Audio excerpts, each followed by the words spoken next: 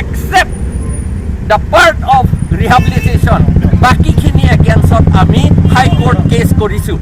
আমি কাগজ পত্ৰ চব পঠোৱা হ'ল, আমি গুৱাহাটী হাইকোৰ্ট কেছ কৰি আছোঁ, কৰিছোঁ। এতিয়া কাগজ পত্ৰ পঠোৱা হ'ল, ৱকলত নামা চব চহী কৰা হ'ল। সেইটোহে কথা।